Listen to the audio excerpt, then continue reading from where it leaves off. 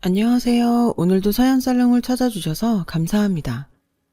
저는 30대 기혼 여성입니다.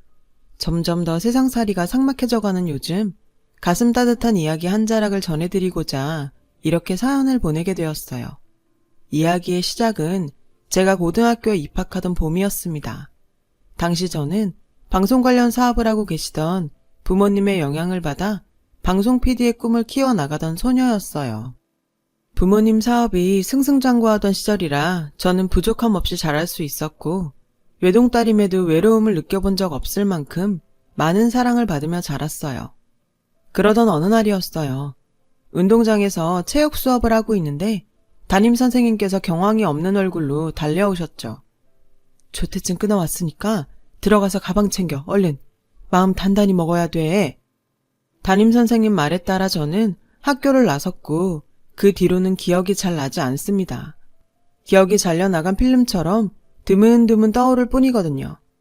또렷하지 않지만 학교를 나선 저는 경찰 아저씨와 시신 안치소로 갔어요. 그리고 그곳에서 신원 확인을 위해 부모님의 시신을 확인하다가 기절을 하고 말았죠. 다음 기억은 장례식장에서 상주로서 누군지도 모르는 손님들의 조문을 받았던 모습이고요. 부모님을 납골당해 모신 기억도 나요.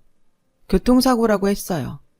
지방 촬영 현장에 출장을 다녀오시던 부모님이 만취 상태로 역주행을 하던 차량과 충돌했다고 들었습니다. 그렇게 부모님은 마지막 인사 한마디 남기지 못하신 채 세상을 떠나셨어요. 갑작스레 부모님을 잃은 저는 한동안 친척집을 전전해야 했어요. 제 부모님 재산을 서로 차지하려 싸우는 모습들도 그저 지켜봐야만 했죠. 돈은 귀신같이 찾아서 빼가더니 정작 저를 데려다 키우려는 사람은 없더군요. 친가 쪽 사정들이 다들 좋지 않아서 다들 한 푼이라도 더 차지하려고 혈안이 되었더랬죠. 형제의 죽음에는 아랑곳 않고 말이죠. 내 새끼도 대출받아 대학 보내는 판에 돈이 썩어나서 쟤를 데려다 키워? 안 키울 거면 유산은 뱉어내시던가요. 저는 여기저기 떠넘겨지다 결국 인연을 끊고 지냈던 큰고모 집에 맡겨졌어요. 저를 본 큰고모의 첫마디는 이랬습니다. 남의 집이다 생각하면서 얌전히 지내.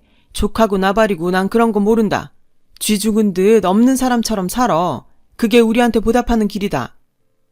큰고모 내외가 어색하고 불편했던 저는 차라리 보육시설에 들어가길 원했어요.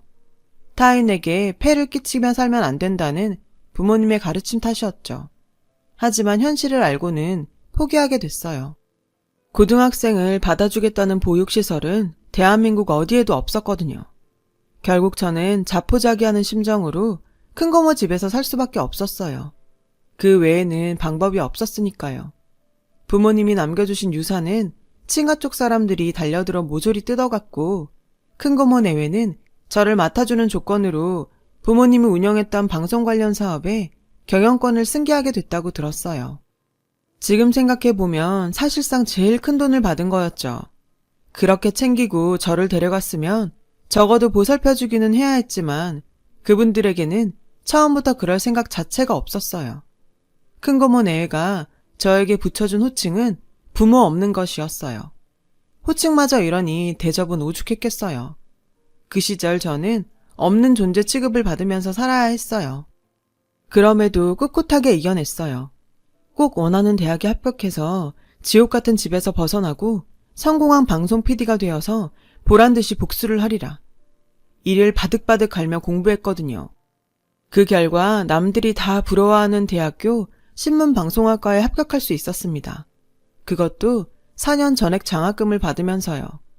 저는 큰고모 내외에게 용돈 한 푼 받지 않고도 학교 생활을 할 수 있었어요. 자취방 월세를 포함한 모든 생활비는 과외와 알바로 해결했고 그러는 와중에도 꿈을 향해 달려나아갔죠. 힘겨운 생활이었지만 제 힘으로 살아갈 수 있었기에 뿌듯한 시간이었어요. 대학교 1학년 때는 태어나 처음으로 남자친구도 사귀게 되었어요. 동아리에서 만난 동급생이었죠. 행동 하나하나에 사랑을 받고 자란 티가 나는 남자였어요. 그 남자의 구김살 없는 모습에 저는 첫눈에 반해 제가 먼저 대시를 했고 그렇게 우리는 사귀게 되었어요.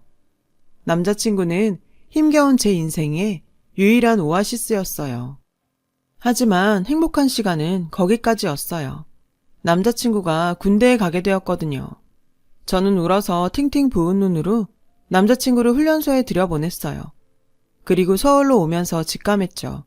이 남자와 오래도록 함께하게 될 것 같다고요. 그리고 그날부터 남자친구가 제대하는 그날을 손꼽아 기다리게 되었어요.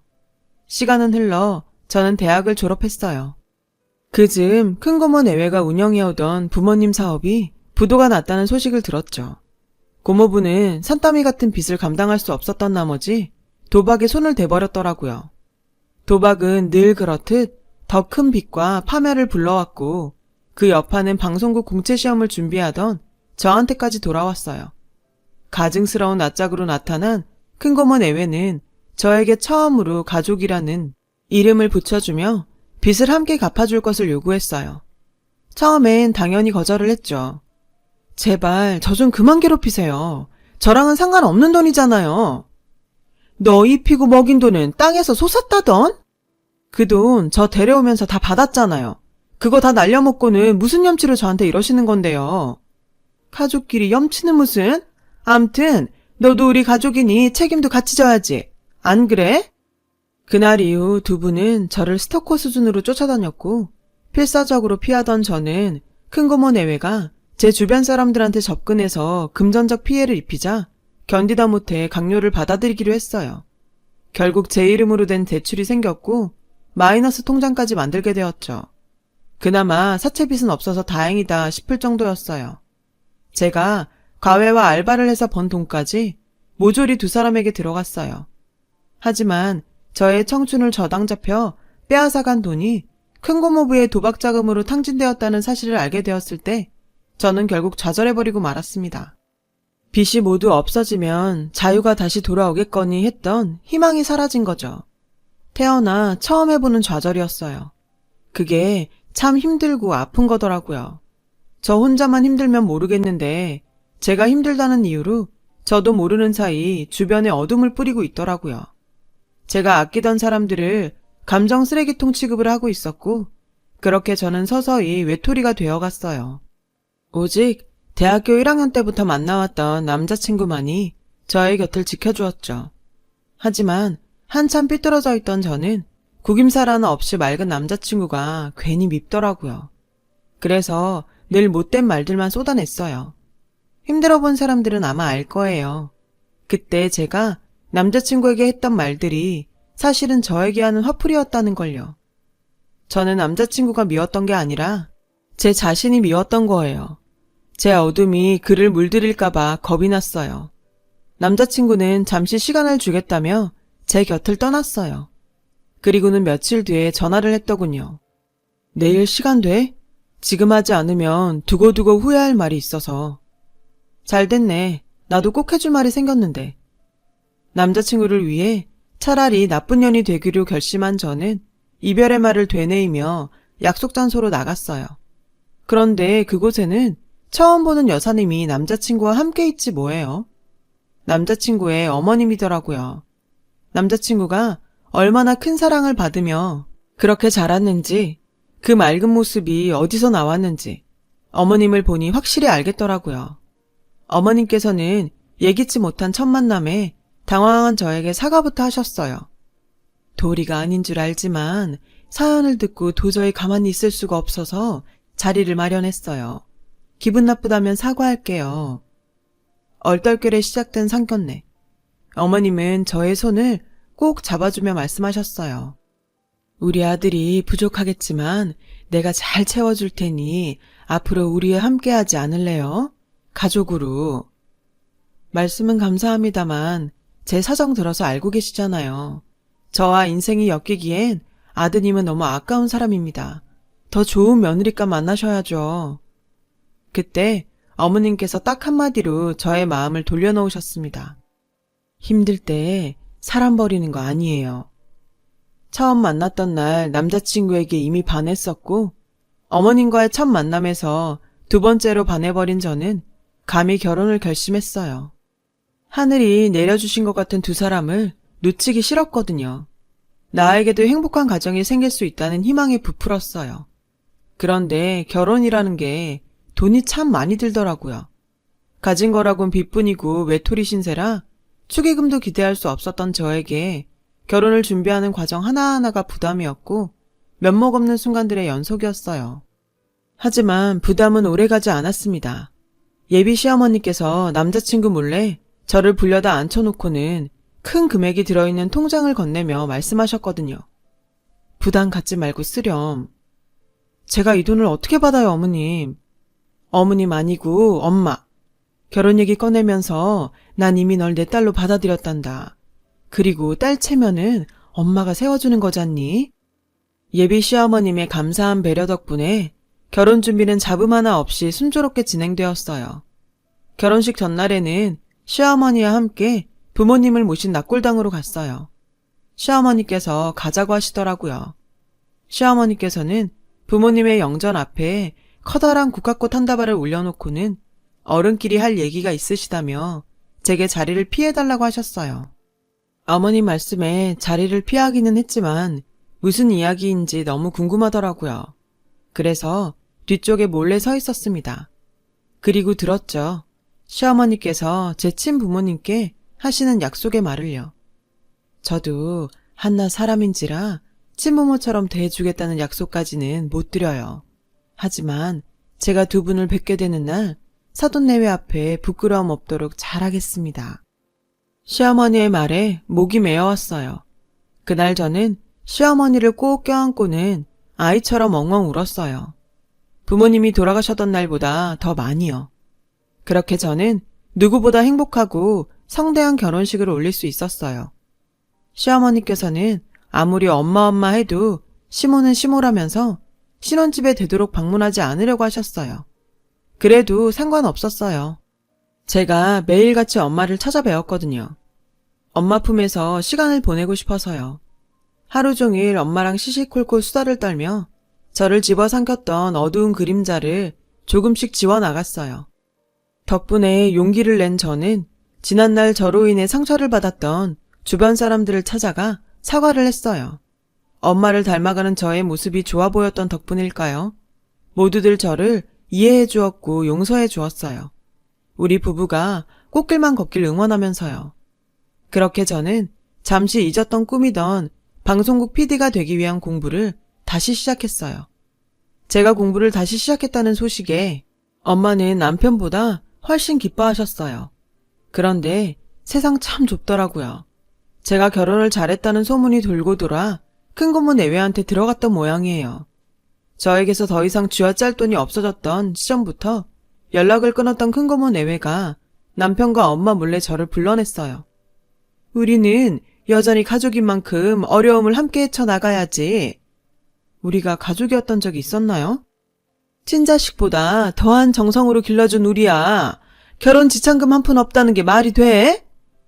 제가 아직도 애 같으신가 보죠? 조카 팔아 장사하려는 거 모를까봐요? 당연히 거절했어요. 저에게 큰 고모 내외는 저의 사춘기와 청춘을 갉아먹은 원수, 그 이상도 그 이하도 아니었으니까요. 돈이 사람을 나쁘게 만드는 걸까요? 아니면 나쁜 사람들이기에 돈에 목숨을 거는 걸까요? 저의 완강한 거절에도 불구하고 큰 고모 내외는 또 돈 욕심을 버리지 않았어요. 사채업자들에게 배운 기술을 저에게 써먹기라도 하려는 건지 절 따라다니며 협박과 강요를 해댔어요. 그럼에도 저는 남편과 엄마에게 그 사실을 털어놓을 수가 없었어요. 지금까지 받은 은혜만으로도 너무 감사한데 저 때문에 사랑 같지도 않은 흉악한 것들과 엮이게 하고 싶지 않았으니까요. 엄마가 제게 보여준 모습처럼 엄마의 딸답게 힘든 상황을 이겨내고 싶었어요. 하지만 오래지 않아 큰 고모 내외는 저 혼자 이겨내기에는 너무 벅찬 어둠이란 사실을 깨닫게 되었어요. 저의 인간관계를 회박놓고 학원에까지 쫓아와 행패를 부리는 것도 모자라 방송국 공채시험장 앞까지 찾아와 행패를 부렸거든요. 당연히 시험은 떨어졌어요. 두력에 붙들려 시험장에 들어가지도 못했으니까요. 매일같이 경찰에 신고하고 아무리 고소장을 써봤자 며칠 잠깐 조용해질 뿐이었어요. 그렇게 저는 하루하루 초췌해져만 갔어요. 그리고 어쩌면 제가 참 바보 같았는지도 모르겠네요. 살을 맞대고 사는 부부간에 친부모보다 더한 사랑을 나누는 고부간에 제 힘든 모습과 속내가 감춰질 리가 없잖아요. 남편과 엄마는 모든 사실을 알면서도 저를 기다려주고 있었더라고요. 제가 먼저 속을 터주기를 말이죠. 그래서 제 자존심이 상하지 않게 사태를 해결할 수 있게 되기를 바라면서요. 그런 가족의 마음을 눈치채지 못한 사이 큰 고모 내외의 마수가 남편과 엄마한테 뻗쳤어요. 남편이 경영하는 사업체에 자신들과 자식들을 임원으로 넣어달라느니 엄마의 유산을 미리 땡겨서 저에게 넘기라느니 하면서요. 그 유산 미리 땡겨받으면 자기들이 뺏어가리라는 것은 너무너무 뻔한데 말이죠. 심지어 사채업자들이 남편과 엄마에게 들락거리게 만들더군요. 뒤늦게 사실을 알게 된 저는 너무도 죄송한 마음에 이혼을 결심했습니다. 모든 걸 제가 떠안고 떠나야 남편과 엄마를 큰 고모 내외한테서 떨어뜨릴 수 있으니까요. 답답한 행동인 건 알지만 부모 없이 지금껏 겨우 버텨온 제가 그 당시에 떠올릴 수 있었던 방법은 많지 않았어요. 그때 저는 아직 약했고 이혼은 제 딴엔 최선의 용기였거든요. 하지만 저에게는 엄마가 있었죠. 엄마는 저를 놓지 않으셨어요.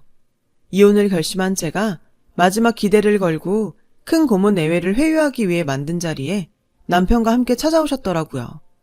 남편과 엄마의 모습을 본 큰 고모는 제 얼굴에 음식을 부으면서 차마 글로 옮길 수도 없는 욕설들을 퍼부었어요. 엄마 아빠 없는 것이 어디 차리구분 못하고 가족 일에 왜 간 사람을 앉혀? 그때 무언가가 휙 날아들어 큰 고모 내외의 낯짝을 강타했어요. 엄마가 던져버린 서류 뭉치였죠.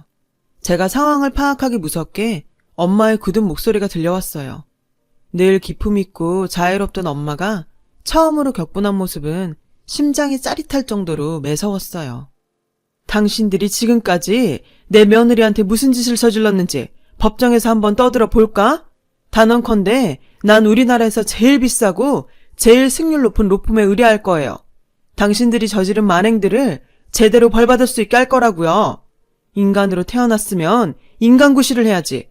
어떻게 짐승만도 못하게 살아. 하물며 피 한 방울 안 섞인 남한테도 그렇게는 안 할 거야. 가지고 가서 읽어봐. 앞으로 법정에서 다투게 될 일들이니까. 그리고 명심해. 난 선처 같은 건 안 해. 특히나 당신들 같은 짐승들한테는. 엄마가 던진 서류 뭉치는 제 대학 동기들의 진술서였어요. 제가 그동안 얼마나 저 두 인간들에게 고통받고 착취당하며 살았는지가 고스란히 적힌 기록들이었죠. 큰고모 내외는 잠시 눈치를 살피더니 서류를 집어 읽어내려갔어요. 그 모습을 보며 엄마가 그러셨어요. 부모 잃은 조카를 사랑으로 보다듬어줄 생각은 않고 학대도 모자라 알바 뛰며 번 돈까지 착취를 해? 협박해서 대출받게 하고 마이너스 통장까지 긁어다가 노름판에 쏟아붓고 당신들처럼 되먹지 않은 것들은 모조리 격리해서 깜빵에 쳐 넣어야 돼. 왜? 내가 못할 것 같아? 똑똑히 지켜봐. 내가 하나 못하나. 안 있는 게 좋을 거야. 내 며느리 뒤엔 내가 있다는 거. 섣불리 건드렸다간 당신들 자식까지 얼굴 못 들고 다니게 할 테니까. 조만간 법정에서 보자고. 내가 당신 자식들 돌반지까지 모조리 다 뺏어줄 테니까. 그제야 상황이 파악된 큰고모 내외는 엄마 앞에 납작 엎드려 싹싹 빌었어요. 다시는 제 앞에 안 나타날 테니 제발 용서해달라고 애원을 했죠. 하지만 엄마는 눈썹 하나 까딱 안 하곤 자신의 바지가랑이를 잡고 비는 큰고모 내외를 걷어차고 나가셨어요. 저 역시 남편과 함께 식당을 나섰어요. 안에서 큰고모와 고모부가 서로 탓을 하며 싸우는 소리가 밖에까지 들렸어요. 집으로 가는 차 안에서 엄마는 저를 혼내셨어요. 엄마가 뭐라 그랬니? 어려울 때 사람 버리는 거 아니라고 했지? 우릴 그런 사람으로 만들 작정이었어? 엄마랑 남편 뒀다 뭐하니? 엄마가 널 그렇게 가르쳤니? 그 꾸지람을 듣는 내내 얼마나 가슴이 벅찼는지 몰라요. 부모님을 그리워하며 살았던 저는 어쩌면 사랑 가득한 꾸지람마저 그리웠던 건지도 모르겠어요. 엄마는 저의 그런 아픔까지 모두 헤아리고 있었던 것 같았어요. 엄마는 앞으로는 무슨 일이 있어도 혼자 해결할 생각 말고 엄마나 남편한테 도움을 청하라고 하셨어요. 자식이 저런 것들한테 당하는데 손 놓고 있을 부모가 어딨냐면서요. 그리고는 울먹이는 저를 안아주셨어요. 그날 엄마 품이 세상 무엇보다 포근하고 따뜻했어요. 결국 엄마는 로펌에 소송 의뢰를 했어요. 그동안 큰 고모 내외가 저에게 돈을 뜯어간 것과 제 주변 사람들을 볼모로 협박했던 일, 그리고 무엇보다 제 부모님 회사를 멋대로 뺏어가 부도를 낸 것까지 모조리 걸었어요. 엄마가 그러더라고요. 솔직히 큰 고모 내외한테 돈을 받아낼 생각은 전혀 없다고요. 그럴 능력도 없는 사람들인 거 안다고요. 목적은 형을 살면서 반성하게 하는 거였죠. 교도소 안에서 자신들이 저지른 죄값을 톡톡히 받으며 저한테 저지른 잘못들을 매 순간 뼈저리게 떠올리며 고통받으라고요. 그러면서 엄마가 꼭 그렇게 되도록 할 거라고 하셨어요. 내 딸을 괴롭힌 인간들에겐 자비는 없다면서요. 아무도 저한테 함부로 할 수 없도록 엄마가 이빨을 세우며 싸워주겠다고요. 그러니 주눅들지 말고 어깨 펴라고요. 1년 가까이 진행되던 재판의 결과가 나왔어요. 당연히 저는 승소를 했죠. 결국 큰 고모와 큰 고모부는 징역살이를 하게 되었어요. 엄마가 선임한 대형 로펌 변호사가 꽤 일을 잘했더라고요. 드디어 저는 긴 시간 저를 괴롭혀왔던 거머리 같은 인간들을 떼어낼 수 있었어요. 용감한 나의 엄마 덕분이었죠. 그날 우리 가족은 축배를 들었어요. 얼마 뒤 저는 방송국 프로듀서가 되기 위한 공채 시험 준비도 다시 시작했어요. 엄마는 늦가기 수험생이 된 딸을 지극정성으로 뒷바라지 해주셨죠. 마침내 저는 합격 통보를 받았습니다. 비록 메이저 방송국은 아니지만 그래도 간절히 원하던 방송 PD가 된 거죠. 합격 통보를 받은 그날 엄마는 처음으로 제 앞에서 눈물을 흘리셨어요. 제가 너무 기특하고 자랑스럽다면서요. 이게 벌써 5년 전 이야기네요. 현재 저는 육아휴직 중이에요. 다음 달이면 첫 아이가 태어나거든요. 엄마는 벌써부터 손주를 안아볼 생각으로 들떠 계세요. 아이를 낳으면 엄마가 봐줄 테니 걱정 말라시면서요. 저는 아무래도 전생에 나라를 수십 개는 구한 모양이에요. 그러지 않고서는 어떻게 이런 엄마를 만날 수 있겠어요. 오늘도 저는 엄마의 사랑을 듬뿍 받으며 태교를 하고 있어요. 우리 엄마처럼 멋지고 아름다운 딸을 낳기를 기도하면서요. 엄마, 다음 생에는 제가 엄마의 엄마로 태어나고 싶어요. 저에게 주시는 사랑보다 더 큰 사랑을 드리고 싶어요. 정말 고맙고 사랑합니다. 제 긴 사연을 들어주셔서 감사합니다. 들어주신 모든 분들의 가족들도 항상 안녕하시길 바랍니다. 여러분, 사연 댓글에 응원과 현명한 조언 부탁드려요. 좋아요와 구독은 저에게 큰 힘이 됩니다. 오늘도 좋은 일 가득하세요.